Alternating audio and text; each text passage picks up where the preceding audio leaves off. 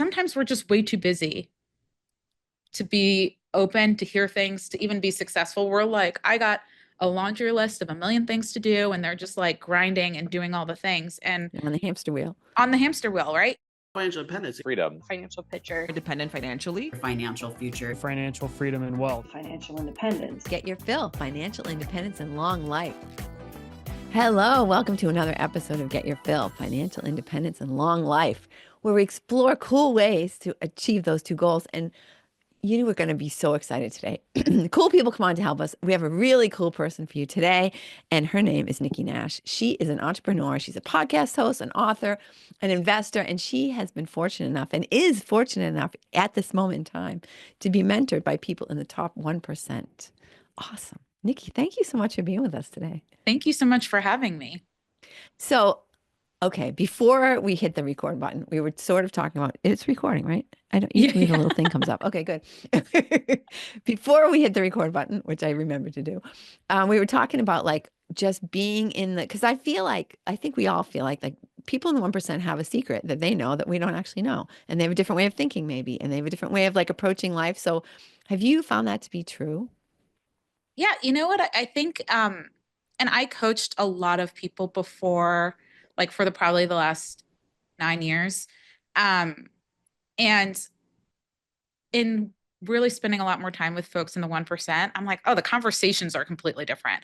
It's like, I felt like I literally entered like a wormhole or some sort of portal or something and ended up in a different world, because I'm like, I would have never thought to have this conversation because I didn't even know that some of these were a thing. And even some conversations, and we can talk through examples, but even some examples that we have or that I've had with other entrepreneurs or friends, it's not like they don't have those conversations at all. It just means to me, there are additional things that they talk about or think about things very differently. And I think the biggest thing that hit me was around how they spend money, because it's not about spending money, it's investing in a lot of things. And the best example I can give, because this was something I watched right around the time that I was about to be mentored by folks in the 1%, or like the 1% of the 1%, was Guy Kawasaki had this video on Instagram. And I'm sure it's other places. I do not know Guy Kawasaki personally. I have met folks that are close to him, but he had this video that said before him and his wife at the time, Kim, bought something, like they wanted a new car. He's like, before I buy the new car, I make sure that I have an investment that pays distributions that would fund that car payment. And, that's something that rang in my head for probably a few years before I actually spoke to people that literally did that. Yeah. But I'm just like, that's different, because most of us are like, all right, well, do I have the money in my bank account? Do I have enough income coming in? Like, do I need another client to make this payment? And they're like, forget that. I need it in passive income. I need to buy that thing that I'd like. I want to make sure it's something that I don't need to work for to make the payments. Yeah. Yeah. And you're right. That's a whole different, because most of us, right, the other 99.9% of us are raised by parents or by people who are saying, I've got to work more hours because we've got this bill, or I've got to do like that, this association between working and money. But that's like not a good way to live, no. As it turns out. It's honestly very likely why the majority of folks, I'll at least say Americans, live paycheck to paycheck.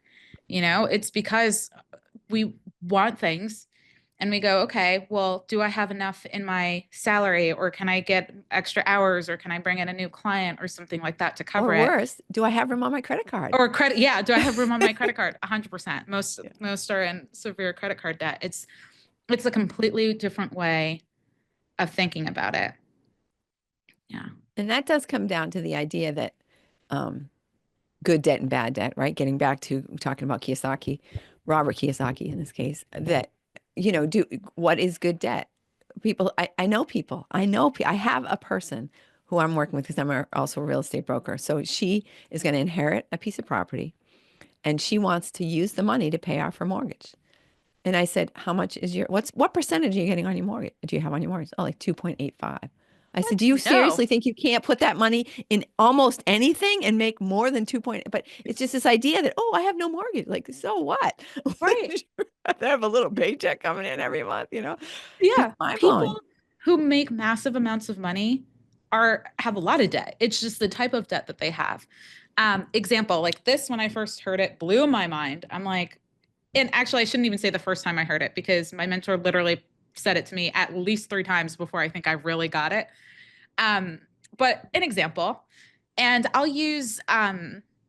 will use somebody who's like a public figure as an example. And I don't know this person, but let's just go with like a Bezos. Don't care what people think about him, but let's just go with the fact that he doesn't. People are like, "Oh, you're worth so much." Like he doesn't take home crazy amounts of cash as a salary, right? Like what he most likely does, and again, I don't know him personally, but this is kind of a secret of the 1%, or high up there, is that they can go to a bank and say, have this much worth of stock, right? So like I have $1 million, $1 billion, $1 trillion, whatever it is you got value of stock, and you can go to a bank and they will loan you that amount of money because For a when really you low rate. for really low rates. But Yeah. here's the thing that most people don't think about because they're like, why would you want a loan if you could just have the cash? Because if they take out the cash from the business, they're taxed. Loans, like debt is not taxed. Like them Exactly. taking out a loan, not taxed. So Right. it's just a different way of thinking. It's like, how can I create enough value in assets or things that I have so that I can walk up to a bank and take out a loan at a low percentage that I can pay back over time, right? And it's not taxed. Well, not only that, you're not even paying it back over time. Whatever you're putting the money into is paying it It's back over paying it back time. 100% because they're go, okay, great. Now, how can I invest this in something that's going to make me way more than the percentage of the loan? Right. And then I have even more money and then I can pay back the loan. And so they're just thinking differently. Yeah. And I will never forget, like when my mentor was sharing this with me, he was talking about business and he was saying, I can make $1 million, like a company that's has a valuation of $1 million faster than um, a person can bring in $1 million in revenue. And I'm like, yeah, cool, cool. But if I have $1 million valuation on paper, like who cares if I don't have the money? And then I'm like, oh, you go to the bank and you're like, hey, bank, I got this company worth $1 million. Can Exactly. you loan me like $500,000, quarter million, Exactly. like whatever it is you need? And they say, we'd love to. How They about a say, 1% look, interest? Like, exactly, okay, go right thanks. ahead. Let's go. And so I'm like, okay, so everywhere. And this is probably the one of the biggest reasons why I changed my business of advising people. Like my philosophy changed so much because most of what I had been doing for almost a decade, actually really over a decade, if you think about everything I did when I was head of a tech startup or working at Fortune 100 companies or all that beforehand, all I was doing was focused on how do we increase revenue or cut expenses. That was all I. People are like, Nikki, I need help getting more clients. Okay, great. Like that's mainly what I focused on, and I'm like, that's dumb. Like it's not completely dumb. I'm being melodramatic. It's important, but it's not as important as one would think because scale, like growing revenue is only important to a certain extent. It's really to make sure that you have, like for me personally, I'm like, I don't need to create a 7 figure, 8 figure, 9 figure business that's based on me coaching and consulting people one on one or in a group. I was like, actually, I could be happy with a quarter of a million or a $500,000 business, which I've, experienced, and pay myself a good lifestyle money and then use all the extra money to invest in things that are gonna either increase the valuation of the company, like creating an app or creating things that, you can get a multiplier on, right?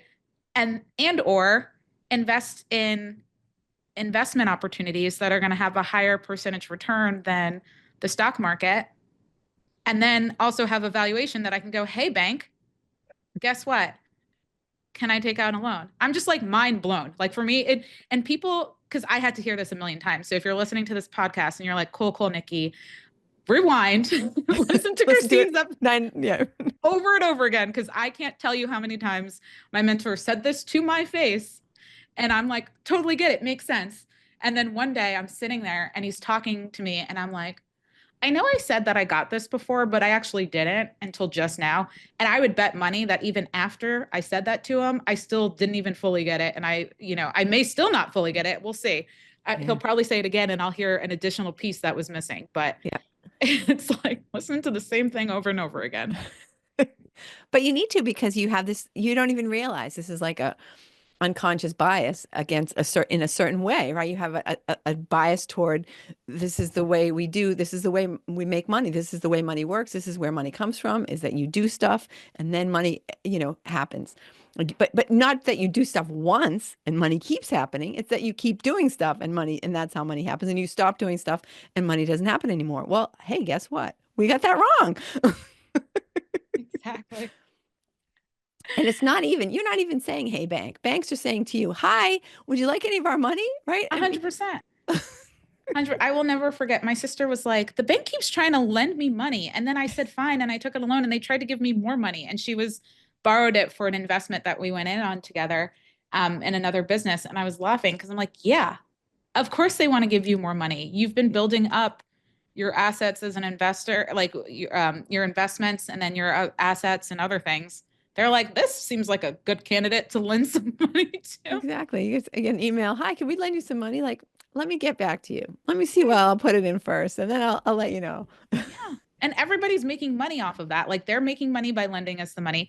If Yep, we are smart with where we put the money, then we can make money off of it by putting exactly. it in the right vehicles. And then whatever vehicle we're putting into, they're likely like, woohoo, we're growing. I really do believe Exactly. that there's abundance. It's just um, not everybody has the knowledge or the know-how, like the how-to in order to take advantage of things like this. But it's interesting that you say that because I guess you could believe that, but I actually think that there's probably about, I don't know, some large number of books in every library that tell you these things, but we're just not like we're not looking for it and we're not maybe open to it and we're not attracting it. You know what I Yeah. mean? There's definitely like depending on what people believe in. I mean, there is science behind it, but it's like I'll use this as an example, right? Like you're driving and you never see the car, like a certain car, and then you Or go and your buy the reticular car, look at the activator, they car, call it. right? And then you Yeah, see it everywhere, right? I have no doubt that in my life opportunities were right in front of my face and I did not see them, right? And so at some point when I started investing in different things and I invest in businesses, like I stay in kind of my lane, but certain businesses, and then in films I've invested in, right? Like different cool. things. And people are like, how do you find all these opportunities? And I'm like, honestly, part of it was that I was suddenly like paying attention and open to it and wanting it and and then the room that I was in didn't change, right? Yeah. Like I had been in some of the same rooms with the same people, but then all of a sudden magically opportunities started showing up. And I think it has a lot to do with like the where I was vibrating at, if you Yeah. believe and pay attention to, laws Yeah. of frequency and things like that. But Yeah. yeah. Well, at first, so we were talking before about, hearing something, again and again. And I read Think and Grow Rich a lot. I read like at least a page every night, that kind of thing. And I swear, not as much so now, but like the first few times I read it, I'm like, that wasn't in there before. Like, I swear to God, like, is this the same version of this book? Like, I saw things and I thought, I know I never read that before. And not only that, like, I would find myself, like watching a film that has like lots of these sort of mind-blowing things and I would fall asleep. You know what I mean? Like I was just like I just couldn't take it in. And I mean, it's weird, but you're right. You're just not ready to receive this thing. And I mean, there's no question in my mind about vibration and law of attraction and like where you're at, right? What channel are you on? That's the way I look at it. Like it's the same television. What channel are you watching? What channel am I watching? What channel are we actually physically on? And that's what you're going to see, what you're going to experience. That's a character that's going to walk into your front door because you're on that channel and I'm on this other channel and you know 100%. Like if I am not on the same channel, we're not going to see the same things. Or if I'm not, exactly, if the radio station is broadcasting at a certain frequency on a certain station and I'm not able to receive it, then I can't hear what they're saying, exactly. right? Like you have to be aligned. And I think a big part of it is, and I very much have done this in my life. I've seen a lot of folks do it and try and coach them through it back in the day, but sometimes we're just way too busy to be open, to hear things, to even be successful. We're like, I got a laundry list of a million things to do, and they're just like grinding and doing all the things and On the hamster wheel. on the hamster wheel, right? And some of the, and you can get really far. Like I've had clients that have like 8-figure businesses, right? And I'm like, cool, cool, cool. Here's the thing though. You want to grow and expand, but you are so busy and so stressed out and so burnt out that you can't even hear the advice and the guidance that people are giving you.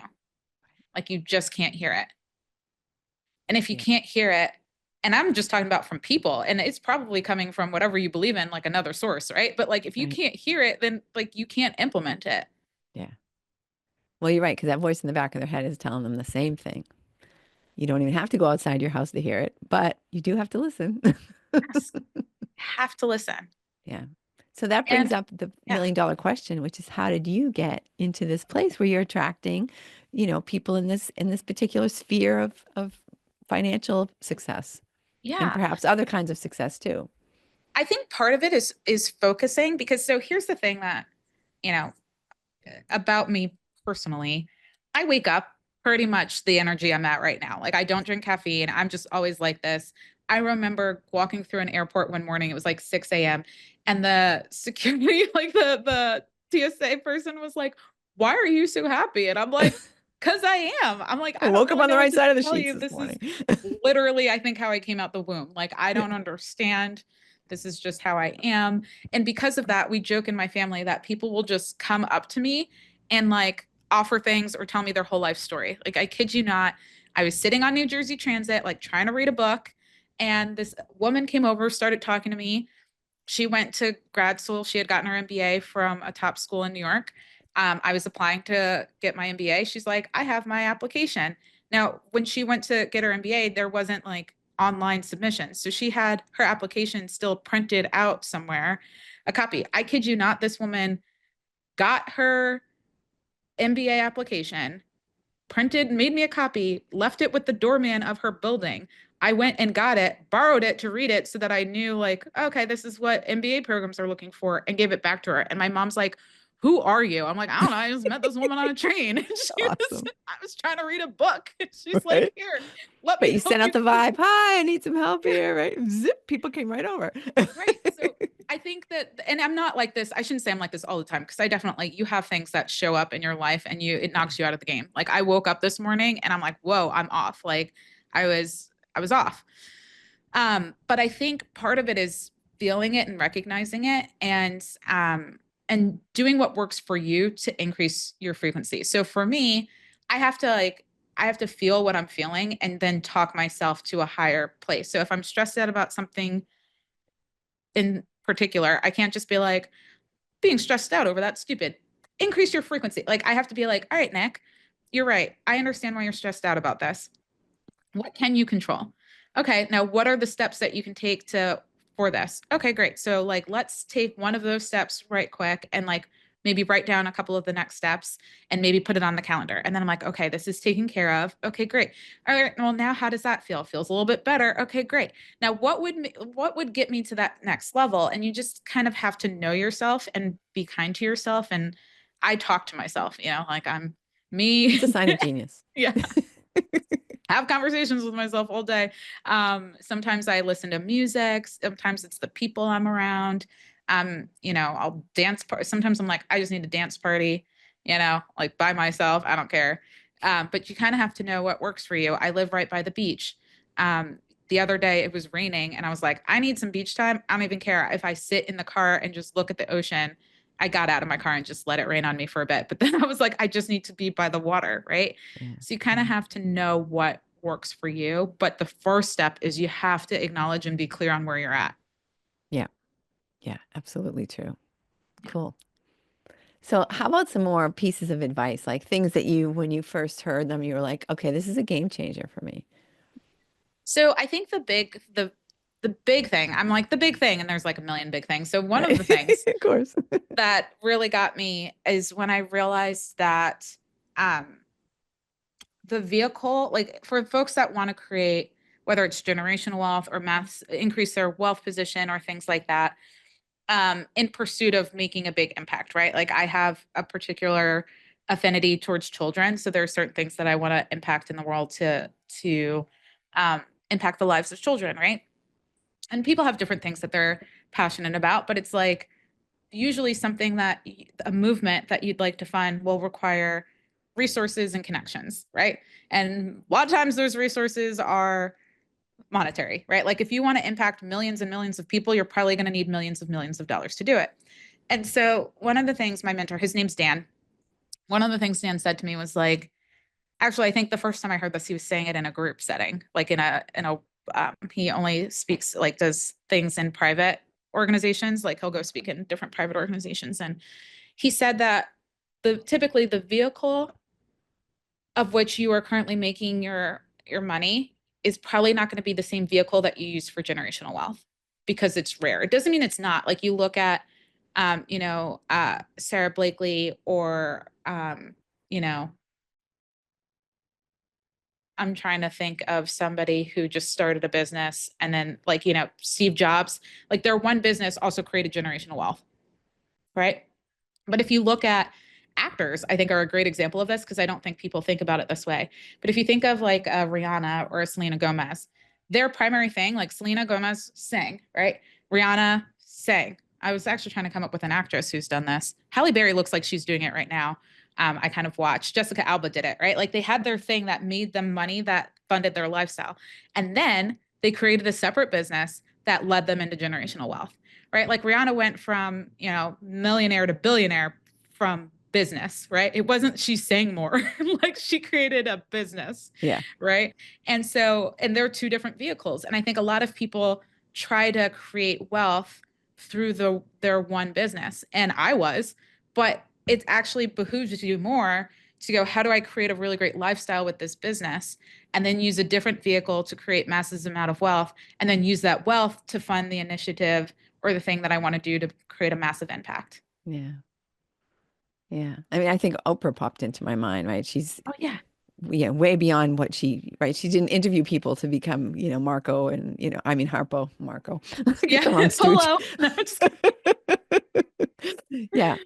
To start Harpo and to, O Magazine, and like her whole portfolio now has nothing to do with being a talk show host or, whatever. no, Yeah. and she started on like in news, I think. Yeah. Yeah. So 100%. It's a different vehicle. And kind of in alignment with that, the other nugget that I got was no, once you understand that, and I heard this advice in actually the opposite order, but then I think once I got it, I'm like, oh, okay. So once you understand that, then it's like that means that the vehicle in which you're making your lifestyle money, right? You can't spend 40, 50, 60, 70, 80, 90, 100 hours a week on it, Right. right? Right. So Dan will say like you need to he calls them dimes and dollars. So right. So your lifestyle money, he calls dimes, and then your wealth creation money are dollars, right? So he'll say you can't spend more than 20 to 25 hours a week on your dimes. He's like, ideally, get it down to 5 or get it down, but it's like that lifestyle money, the business, you need to get the hours that you spend on it down. And a lot of times people are like, yeah, I want to be a part-time entrepreneur. Like I want to make my lifestyle money in 20 to 25 hours a week or 10 or 15, right? He's like, yeah, cool. That's not what I mean. And this is me, the way I would say it. This is not how he says it. It's not how he speaks, but he'll say, because then the other half of the time, like what makes up the other 40 hours a week is identifying and pursuing the vehicle that's going to create the wealth for you, right? So if you think about like the singer route or the actor route, it's like they spend a certain amount of their time on location, on shoot, in the studio, whatnot.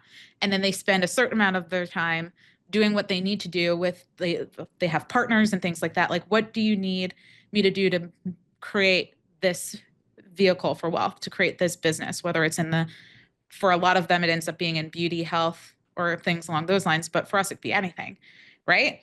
And so it's not that you don't work. It's not that the 1% don't work. It's that they're not working as much in their main business as we probably are.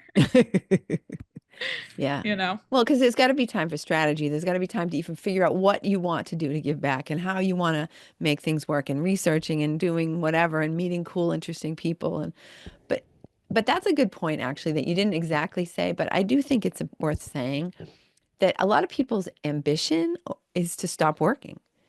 But people who already have plenty of money, they're not like, oh, I'd like to stop working. They're like that. I mean, especially like, oh, I'm going to retire this fire movement. I'm going to retire early. Like you retire at 25 years old. What the heck are you going to do for the next 60 years? You know, I mean, Yeah. like, come on. You want to find things to do that, whether or not they pay you money, but things that are really going to like make you excited and make you feel like you're giving back. And right. I mean, I don't know. Do you want to talk about that at all? Like, making a Yeah. life rather than just making a living, it's kind of a cliche, but 100%. And I think like, and I'm just gonna say this, and it's probably not going to come across as the most popular way of saying it, but I think to go, hey, I want to make a lot of money and retire at 25 is probably one of the most selfish things that you could say.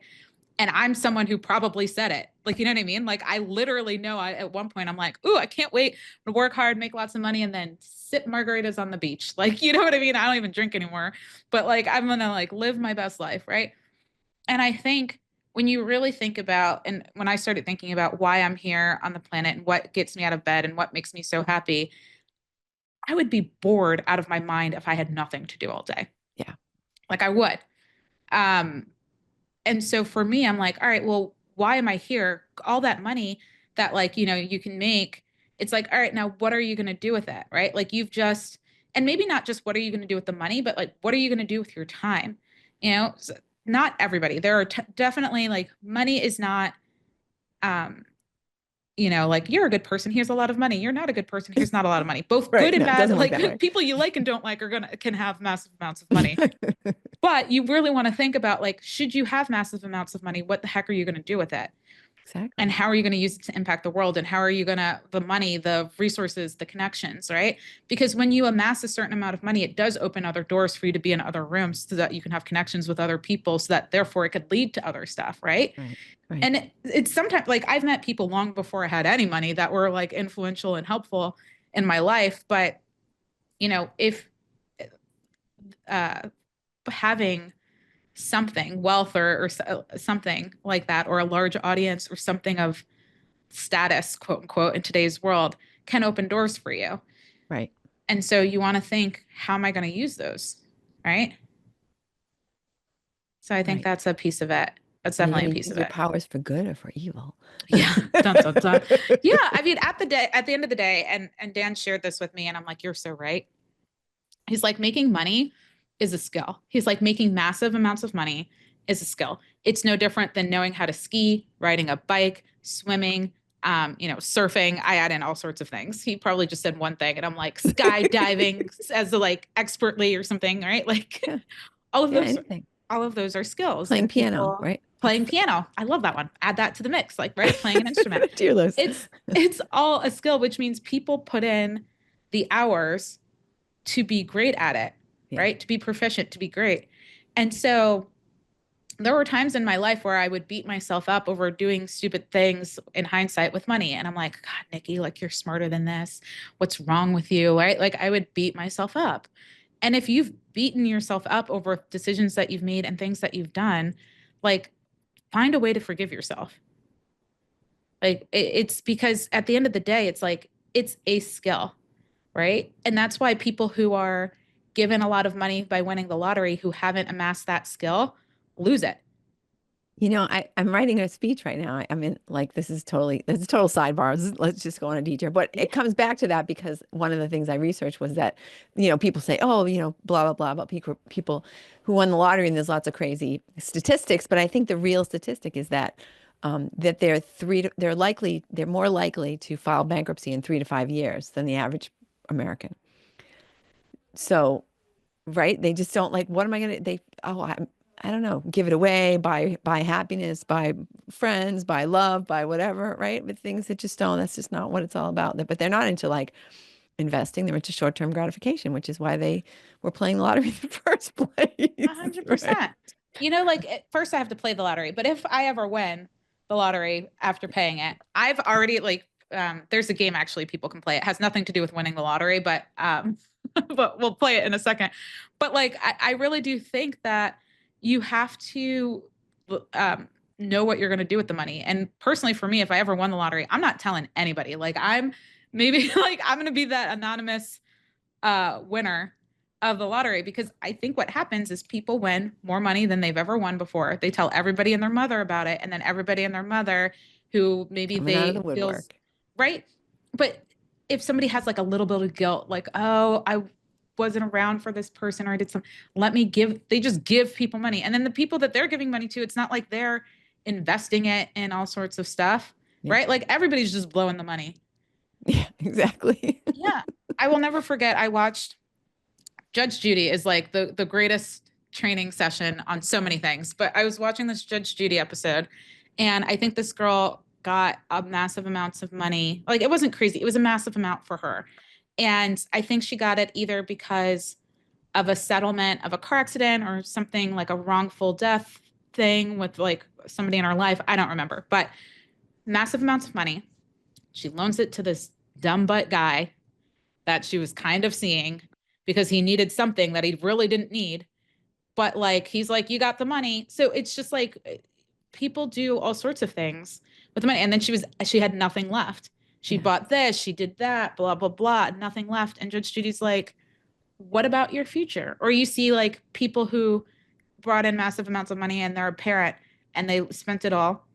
And Judge Judy's like, if I give you this money that he owes you, like, don't spend it. Put it, at least put it aside for your kid. Like, do something, right? Yeah. But it's hard because it's a number of things. It's one, not having the skill of managing money, but it's also like energetically, if you don't have the capacity to hold that much money, you're not going to know what to do with it. Well, and it's worthiness, right? It's a Yeah. feeling of worthiness that you deserve this money. And a lot of times when you just win it, rubbing a scratch ticket, it doesn't really feel like a big leap. So you just like, I'll just buy a million more scratch tickets and just do it again, right? It was just so easy. Like it's stupid. But yeah, I think it does come down to self-worth. At the end of the day, it's yeah, that's Yeah, I think yeah, I'm with you. It's definitely self-worth is probably one of the biggest pieces of it. But I'm like, even if somebody has self-worth and they you can still make bad you can investments. still be an idiot. Yeah, You can exactly. still do some things. It may have seemed intelligent at the time, like, oh, this is a surefire investment opportunity. But if you don't have the skill of knowing how to vet deals, it's still you could still end up bad place. Yeah, I actually spoke the last interview I did actually, or the last but one was an investment planner person who, advises other people, and she fell for a Ponzi scheme. It's like, well, there you go. Yeah. Easy money. I mean, my dad taught me something that I will never forget. And I apply it to so many different things in my life, but it was very much geared to gambling, right? Like I was going to go to the casino with friends. I was in grad school, and he's like, here's what you do. He goes, think about how much money you're willing to spend on a night out with friends, right? $100, $200, whatever, $50, whatever. Yeah. Take that money out. That's all the money that you can play with, right? When it's gone, it's gone. And then he goes, but what you do is, let's say you play something and you win some money, right? He's like, whatever you win off the top, he's like, if you were willing to spend $50, he's like, keep the $50. Anything over that, put somewhere else. You can't touch it, right? So that the most you would lose is then the what you would spend on a night out with friends, $50, $100, $200, it doesn't matter. Everybody has their own number. And then anything else you make on top of that is a surplus. And if you walk away with nothing, it's nothing more than treat it like it's a night out with friends, Yep. right? Great advice. Yeah. And so when it comes to investing, because I will never forget, I shouldn't say never forget, this happened like a week ago, but I was being interviewed on a podcast. I will never forget this scenario. I was like, I might actually forget it someday, but I won't forget Not today yet. because it was last week. Um, but I was being interviewed on a podcast, and this person was like, okay, so like, what do you do when you invest the money? And when, like, let's say you have the return on investment, it comes back to you. Like, then what do you buy something with it? I was like, no, like in my mind, the money's gone. Like when I invest in a vehicle, the money's gone. Now Yep. they may give me back distributions and give me back my money, if they sell or whatever. But I then, to me, that money was earmarked for investments. So it goes back into another investment. Yeah, right? of Like I course. no longer, I don't go, ooh, let me invest in this and Uh, multiply my money so that I can have money to live. So I can have No, more like that, shoes. No, it doesn't work that that's, way. yeah, it's investment money. I don't have it anymore. So, and the reason why that's important is because, um, Dan shared with me like one of the reasons why he's been so successful. He's an investor in like over 100 companies at this point, right? But he's like, they do their due diligence on each one, but he has a business partner in this. But he's like, if one doesn't do as well as we hoped or doesn't do great, I've also invested in so many others that like overall we're winning, right? And so I think so often people are like, I know this one thing sounds like a surefire thing. I'm going to invest in this one thing and it's going to make me $1 gazillion. And I'm Yeah, like, instead of thinking that, that's lottery winning investing, like yeah, that it mindset. is. That's like a lottery Exactly right. winning mindset. Yeah. I was like, or let's just, or let's just go. This is the investment money I have. And as money comes back to the investment, I'm going to invest in other things. And some things may work out perfectly. Some things may underperform. Some things may not perform at all. But overall, the goal is to net positive. I'm like, do you think when you give your money, if you give your money to like an investment broker or somebody, that they win on everything? No, overall, they're like, all right, are we up overall? Because some things worked out really, really well. And like some things didn't work out as well. But overall, Well, you're up. yeah. Well, they're also not saying, oh, I hear Google's a good stock. Let's put all $1 million in Google. Like, great idea, like 20 That years being ago, but said, not I so was like, much. that being said, many years ago, I wish I did something like that, but Exactly. but yeah, that's not the way people should go. And not to say people should or shouldn't, but I think that's just the way a lot of people think is how do I find that one thing that's going to take off? And I've been there. I've had those thoughts. I've invested in programs that are going to teach you a certain real estate thing because I'm like, I'm going to be a zillionaire. And then I realized that their strategy is so out of alignment with my skills and my available time that I was like, well, this ain't going to work. That I was like, I could have just invested that money in buying a rental property and it would have been better for me. Then you'd have something to show for it rather than a whole Something bunch to of, show for it. Yeah. back in the day CDs or whatever. Yeah.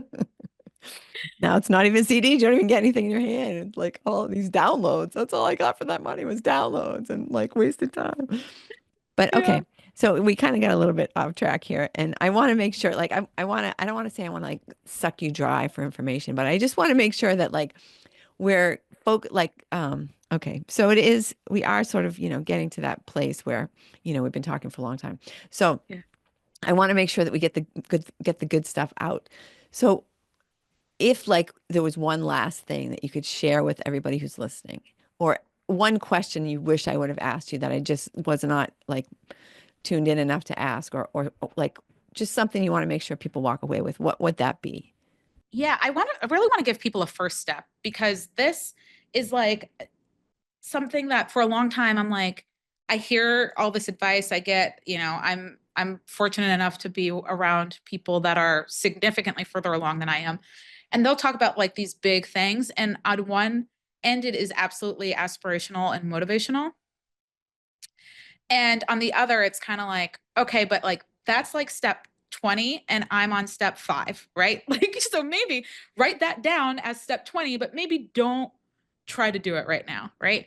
And so, two things, I guess there are two things tied to this. The first is get really clear on where you're at right now, because like your first step might honestly be how do I get my lifestyle money covered that I know that it's coming in every month for the rest of the year or for a whole year or that it's recurring or whatever, and get the number of active hours that I need to spend in exchange for that money down to like part-time hours.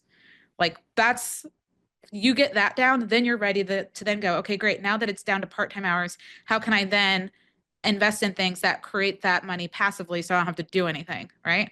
Or even Or now you do have very little. time. Once you get to that part-time level, now you have time to think differently, to make different connections, to do right. $100%. You can move yourself up to a higher level where you're looking right. I mean, down at things and not down at things, but where you're at a 50,000 foot level, or maybe only a 10,000 foot level where you can sort of see things in a different way than if you're right in the thick of it. Right. Yeah, 100%. But like you can't, it's really hard to do any other steps until you get those hours down to part-time. And trust me, I've tried. I'm like, ooh, let me invest and do all these other things. And like, yeah, you can, but then you're like, oh, crud. I probably should have made sure that I knew that more money was coming in next month or like in 3 months or something, right? So like you gotta like that's number one, get that down. And then in terms of like how do you do that? Because so often people are like, oh my gosh, there's no way. Like there's a way. You just probably like carve off a day or something and sit somewhere and just let ideas come to you. But the other thing I will say is how much everything is resolves or everything is connected to perceived value. Like that's the thing that I really got when I was really thinking about, okay, how do I get my hours down? Well, I can't work with as many people. I'm going to need to change the structure. Who would pay that much? Okay. Well, what do they need to perceive the value to be? Right? And when you can really get clear on what people don't buy things that they need, they buy things that they want most of the time. Like I would say my mentor would argue all of the time because he's like, there's tons of things that people need, but somehow they are able to roll around in like this nice thing that they wanted, but they didn't get stuff that they actually probably could use right now Yeah. because they need it. Yeah. So it's like getting clear on like, all right, what is the perceived value I bring and who's going to want it? And when you can hit those buttons and then sell whatever that is in a way that covers your lifestyle expenses in part-time hours, then you've just freed yourself up to think. That's like homework assignment one. And then it's like, call me after that or something, right? Awesome. For homework Awesome. assignment number two, or listen to a show Now like you on got to my do this. podcast or something. Awesome. Yeah. Awesome. So I have two selfish questions. Yeah. One is, what in your life that's happening? And I guess it's kind of a silly question because I probably know the answer, but what's really firing you up right now? Like, what's one thing that you're just like, oh my God, I'm just so excited about this. And this is like really, giving me lots of juice. Um, so this is this is probably not the answer I would have given a couple of weeks ago, but do you ever feel like you're about to hit like some sort of weird inflection point?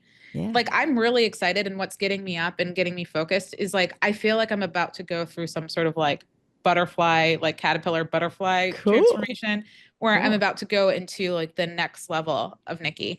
I told a friend the other day, he was like, "What's up?" I'm like, "I'm working on Nikki 4.0." He's like, "You skipped 2.0?" I was like, "Listen, I'm 40. It's 4.0, okay?" Like We don't have probably time already to done waste here. 2.0, probably already done 3.0. It's 4.0 because I'm 40. But I feel like something's changing and I'm really excited for what that is. I'm clear on what she looks like, but I'm not clear on how she's showing up and what she's working on, but I feel it.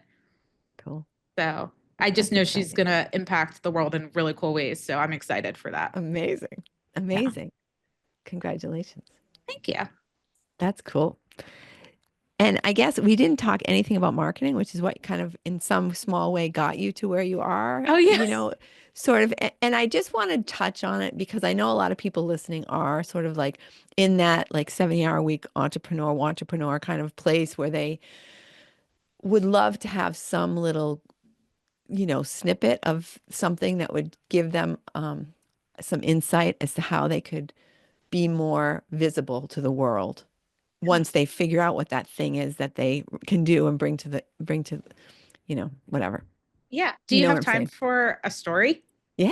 Okay, cool. This is Dan. And Dan actually, like, Dan has this really cool, it's a completely separate story that he shared in a TEDx. And I can give you the link for the show notes if people want to, they're like, who the heck is this Dan guy she keeps talking about? Yeah, definitely. So people can watch kind of some of his stuff or I'll either give you his TEDx or something else.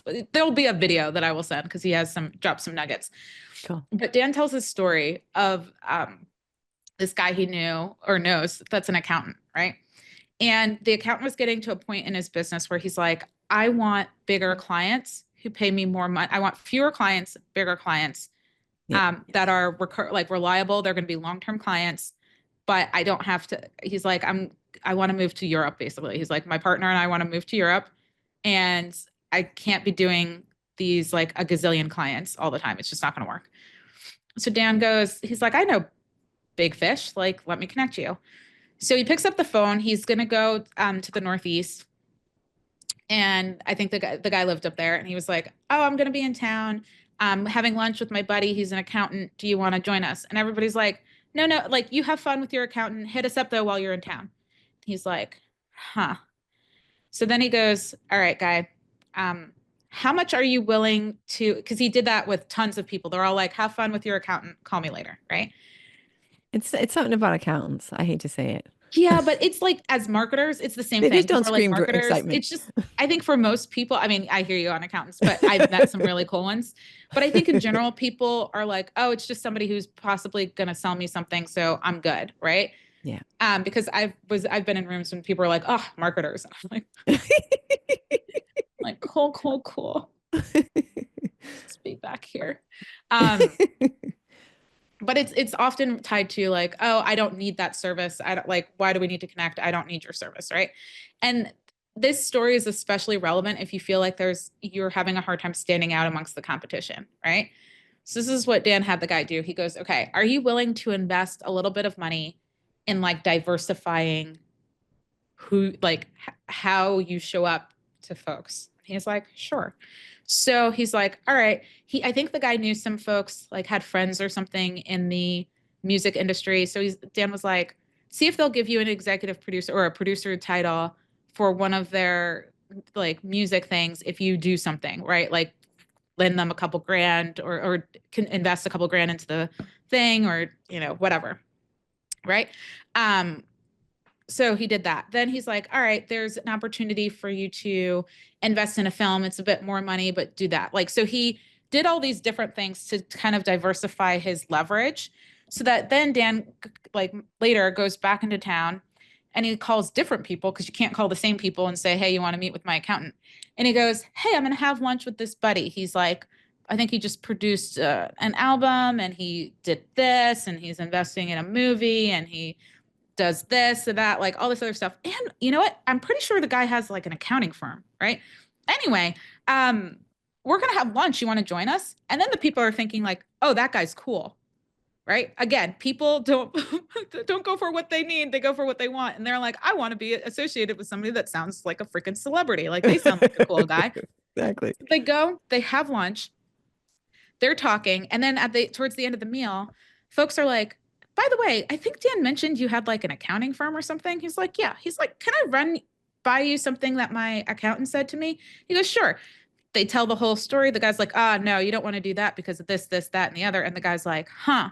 He's like, I'm going to call you on Monday. Right. And then he got clients because Right. it's like when you're dealing with certain folks, especially in the industry, a lot of times we all sound the same. People all see us the same. People don't really want to be sold to, even though they're being sold to in every minute of every day. But it's like oftentimes when it comes to marketing and becoming visible, like the first step is how do you diversify your leverage and sound cool? And it's just kind of like the way the world works. And what's crazy is that you probably already have a list of things that you just don't recognize, right? Like my younger sister competes. She competed in powerlifting and then she switched to strongman, right? And has won money, right? Competing. And she's just like, yeah, I'm a lawyer. I'm like, homie, you are not just a lawyer. You're like a competitive athlete, like an award-winning competitive athlete, right? Or a And medal she's won winning, money. She's right? a professional She's a competitive athlete, professional, right? Yeah. competitive athlete, right?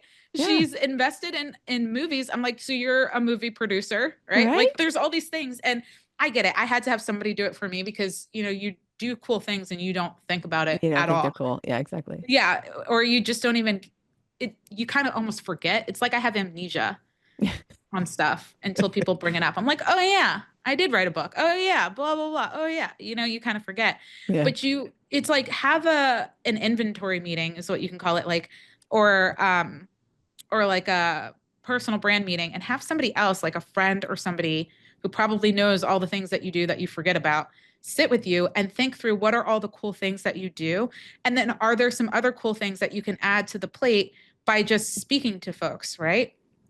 you know and in doing so you can show up and then you're like, hey, I'm so and so, I'm a this, I'm a that, I'm a this, I'm a that, and by the way, I have extensive knowledge in this thing.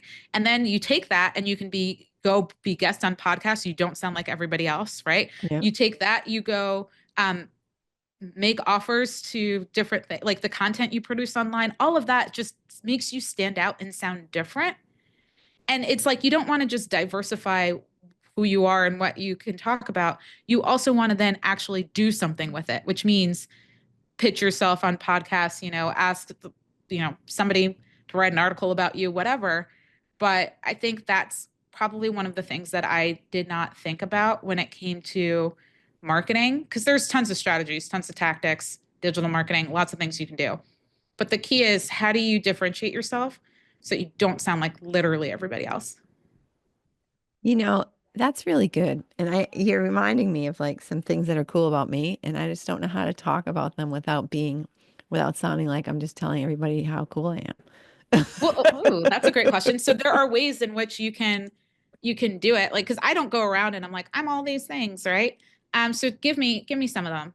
I'm legit asking you, like, what are some cool Well, things? I mean, I wrote a book. It's right Love it. here.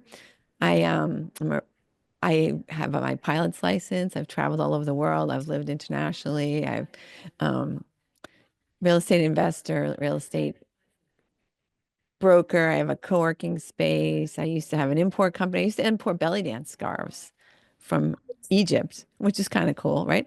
I mean, Yeah, yeah, so there's some weird things, but and most people know me for like people have known me for like 10 years and not known half of that stuff about me because I just don't talk about it. yeah. I mean, I don't know. I don't, those things seem like unusual. I don't know a lot of people who've Yeah, had those those. are those are like the things that bring people in. So it's like, you go to I'll just give you a couple of for instances. One, I hope all of those things are on your like update LinkedIn if it's not on there. Like, yeah, we're putting that on there today. It's gonna be great. But other things, it's like when if you were at a networking event or something and people are like, "Oh, what do you do?" It's like, "Oh, well, you know, I used to be that like I've had a crazy, I've done a little bit of everything, like at one point I even imported belly dancers from so and so. People are like, "What?" You're like, "But today I mainly focus on this, right?" But it's the thing, and it took me a while to really have this click in.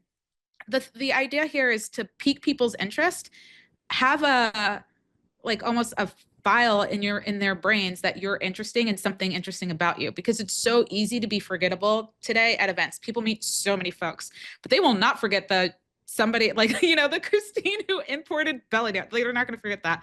Christine, like, you tell, "Oh, I have my pilot's license." Cool. What was the coolest place that you've flown? So often people are so focused on what it is that they do that they just talk about, like, "Oh, here's the things that I've done and here's what my business is." But that people will get to that Right. and will actually want to if you talk about something else first. You just gave me like this great idea because I'm also a real estate agent and broker. So like, we're a dime a dozen, right? You can't swing a cat without hitting five real estate agents. But I was just thinking of like something that could be on my profile, like, oh, here's Chris rock climbing. Here's Chris, in this other country, and here's Chris doing this, that, and the other thing. Like that could be kind of cool, right? And you're right, differentiate me from every other real estate agent in the planet. 100%. Cool. It's Great like, idea. Thanks. yeah, guest on other podcasts and talk about, like, "Oh yeah, I do this and that other thing." And then that way, when somebody, you can do little things like, "Oh, I want to get to know you better or get to know more about what you do." Wow, you know what? I just recorded this podcast episode with somebody. It's super interesting. It talks into what I do, but I think it'll give you a really good idea that will help you out. Like, have people listen to that before they talk to you, right? That's a great idea. Then they're like, "Wow, I mean, I listened to it to hear what you do, but I didn't realize you were that interesting," right? It's like, "Oh, wow, you're not your average broker," right? Put it in the signature of your emails, right? Like, there's so many places that you can make sure that you don't have to be bragging about yourself. You could literally just say, like, Let others do drop a it. couple of little nuggets. People are like, "Oh, tell me more." You know what? Well, I want to hear about you first, right? Talk about them. They'll come back to you at some point. Like, "No, really though, like, I want to talk about it." And then you could say, "You know what? We can talk a little bit about it, but honestly, I recorded this crazy podcast episode. It's worth a great listen. Here. You don't have to let you being, I get it. I don't want to be like, "I'm so cool. Look I at am all the so things that I've interesting. done." You are not going to believe it. Yeah. You're going to want to listen to me so much. Right. Yeah, I get it. I totally get it. Yeah. Hey, that's $1 million advice. I really appreciate it. No wonder you're talking to the 1%. Yeah. A lot of this I'm like learning from the 1%. I'm like, oh, I've been doing stuff wrong. Okay. Hey, but You'll you're learn. open to learning, right? You're coachable. That's like step Yeah. one. And improving your life is step one. Don't believe you already have all the answers. 100%. 100%. Cool. Nikki, thank you so much. I could definitely talk to you for several more hours, but I think you probably have other things to do. We've been doing this for over an hour. Yeah. When people are like, this is one long podcast episode. What the heck? But hopefully it's been entertaining and valuable for folks. And Well, it um, has been for me, so yeah, perfect. Mission accomplished. At least exactly. one person got value. Two, because I always get value. I'm like, oh yeah. I think Great if I'm question. interested, I mean, I talk to a lot of interesting people. If I'm interested in you, then I think that everybody else is going to be blown away. Oh, I love it. I love it. Awesome. And a lot of times people ask me like, how the heck, like you've learned this stuff. Like I basically sit with, you know, folks in the 1% every day. So it's like a different experience. But one of the things that my mentor has done, like he's had a lot of success in his life and he's really big on philanthropy and specifically giving back. And so he has a university that teaches a lot of things, especially for folks that are looking to get to like millionaire, multimillionaire, like kind of status, or net worth. And he talks about like how do you build, like grow your business and negotiate all sorts of things. Covers like mindset and has some really fabulous instructors in it. Anyway, he did this for my podcast and kind of got permission to do it. I was like, what if I give away more than what you allotted me? But he has a scholarship fund for the university. And so if people are interested in kind of learning a lot of this stuff, the magic of it all, uh, send me a DM on social. We'll put all my social, I can't say the word socials easily, I guess, today. We'll put all of my All of your socials, contact details will be oh in the my, show notes. in the show notes. But yeah, hit me up and just, write, hey, I'm interested. Chris, I listened to Chris's podcast and I'd love to hear more about the scholarship program and I can share that with folks. Awesome. Awesome. Yeah. Thank you so much, Nikki. You're a blast. I love you. You're fantastic. And it's been Oh, a real pleasure for me. I hope you've had fun too. oh, I've had so much fun. This is a great Awesome. day. Awesome. Awesome. And I know everybody listening has had a great time too. So why don't you just share that wealth with like 10 other people and be like, oh my God, I just listened to this awesome podcast. You got to hear it. Share, share, share, share, share. Nikki will thank you. I will thank you. But your friends are going to be, you're going to be like a god or goddess to them. They're going to be so psyched that you've shared this with them. So do that. Be like the king or queen of the hour and share your wealth with everybody else by sharing this episode. And then be here next week because who knows who's going to turn up. Have a great one.